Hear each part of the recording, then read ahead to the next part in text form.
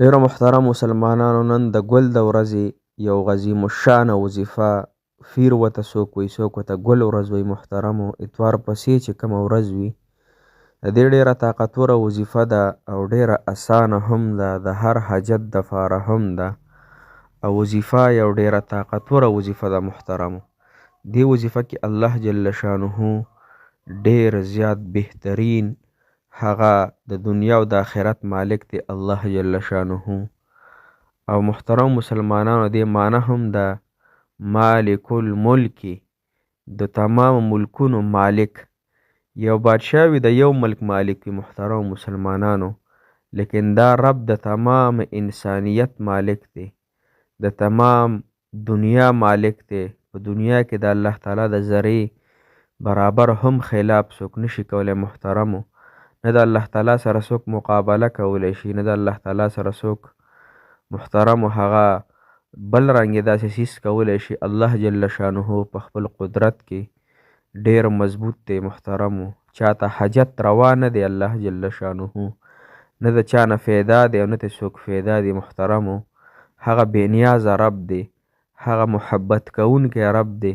د دغې رب چې دا وظیفه مونږ وکړو، انشاءالله الله جل شانه به ما او ستاسو حاجتونه پوره کړي او زما ستاسو مسلې به ختمې شي. محترمو، ډیره اسانه وظیفه دی. مالک الملک، د ملکونو مالکه، یا مالک الملک، یا د ملکونو مالکه الله، یا د اسمانونو د ځمکو مالکه الله. محترمو، ډیره بهترینه وظیفه ده. انشاءالله دا نن ورځ وکئ، په شپه کې وکئ، په ورځ کې وکئ.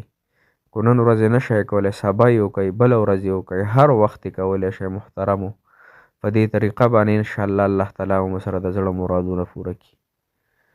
السلام علیکم ورحمت الله وبرکاته. ډیرو قدرمندو عزتمندو مسلمانانو، انشاءالله تاسو به روغ جوړ یې، په صحت په الله مو خوشحاله سات، الله تعالی مو کامیاب او کامران لره. الله تعالی مو د زړه مرادونه حاجتونه پوره کړه. الله تعالی د تمام مسافرو پریشانۍ ختمې کړي او تمام مسافر دی الله تعالی د هغوی مدد او نصرت وفرمایي. ډیرو محترم مسلمانانو، نن د ګل د ورځې وظیفه ده پیر. اردو کې ورته پیر وایي، په پښتو کې ورته ګل ورځ وایي، موږ ورته ګل وایو. څوک ورته چهارشنبه وایي، دوشنبه او دغه باندې زه نه پوهېږم، خو لهذا د دغې ورځې ننۍ ورځې وظیفه ده. کو نن چا ونه کړه، سبا دې وکړي، بله ورځ دې وکړي، هره ورځ باندې هم کولی شي. محترمو، دا وظیفه ډیره انتهایي د کمال وظیفه ده، د هر حاجت دپاره ده.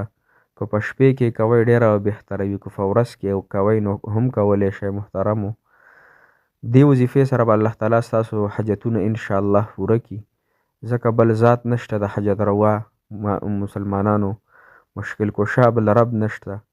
الله تعالی زما او ستاسو په دې وظیفې سره حامي کېدی شي، زما ستاسو مشکل کشا کېدی شي، زما او ستاسو حاجت روا کېدی شي. محترمو، ډېر خلک وظایف کوي وي نه قبلیږي، دعاګانې غواړي وي نه قبلیږي. چې موږ په خپله ووایو چې نه قبلیږي، نو بیا به الله تعالی یې څه قبولي کړي. محترمو، موږ به وایو انشاءالله الله به یې قبلوي، انشاءالله زما دا حاجت به پوره کېږي، انشاءالله زما دا بیماري به ختمیږي. انشاءالله په هر څه کې ووایئ انشاءالله. ګوره جناب محمد رسول الله صلی الله علیه وسلم یو پیره ورته خلک راله، وایي موږ ته د روح په باره کې ووایه، د قیامت په باره کې او نور تپوسونه یې ترې وکړه چې موږ ته د دې په باره کې ووایه چې دا څه دي، یعنې د دې جواب را دې خبرو. نبي پاک صلی الله علیه وسلم ته وفرمیل سبا به راته ووایم. انشاءالله تیر شو. نو دا د امت دپاره و، د امت د هدایت دپاره یو خبر و. محترم مسلمانانو، نو الله جل شانه 17 ورځې وخی نازله نه کړه. نبي پاک صلی الله علیه وسلم پریشان حال او بیا الله تعالی د آیات نازل کړو چې کله هم ته خبره کې انشاءالله وایه، چې که چېرې الله تعالی غواړي دا کار به وشي، که الله تعالی وغوښتل دا کار به وشي، انشاءالله محترم وایه، په هر ځای کې هرې خبرې سره انشاءالله وایه، نو الله تعالی به مو حاجتونه پوره کوي.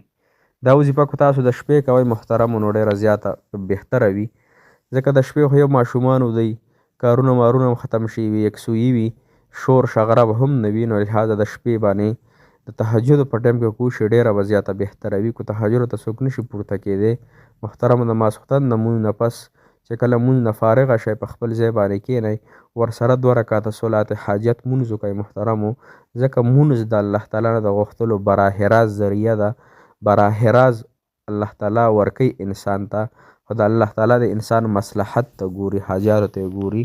نو بعضې وخت کې دا حاجت پوره شي، بعضې کې پوره نه شي. بعضې وخت کې د حاجت په بدله کې بل حاجت پوره شي، بعضې د دغې حاجت په بدله کې بل مصیبت دفع شي محترمو. نو ګوره دا خبره غلطه ده چې الله تعالی د انسان حاجت نه پوره کوي او دعاګانې نه قبلوي.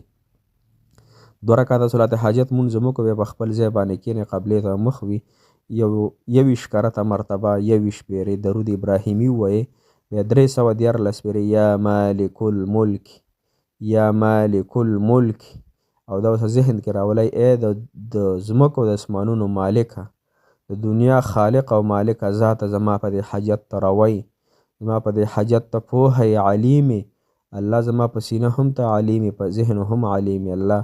تا نه غواړم، ته مې رب یې الله، ستا د در نه غواړم، بل زما رب نشته، بل مې در نشته، بل څوک شته دی نه چې ماله دا حاجت پوره کړي الله. تا نه غواړم، ته راله پوره کړي الله. ډېره عاجزۍ سره یقین په الله وکړئ، عاجزۍ سره دعا وغواړئ، په ژړا سره وغواړئ. انشاءالله مسلسل یو څو شپې وکئ، تاسو به وګورئ چې الله تعالی ستاسو حاجت پوره کوي او که نه محترمو.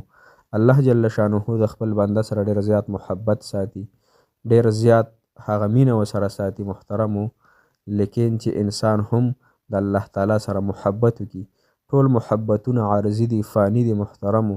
د الله تعالی محبت حقیقي محبت دی، فاتح کېدونکی محبت دی، نو چې خپل الله سره محبت وکړو. الله جل شانه مو خوشحالۍ نصیب که، کامیابۍ. انشاءالله تاسو ما ته دعاګانې کوئ، زه به تاسو ته کوم.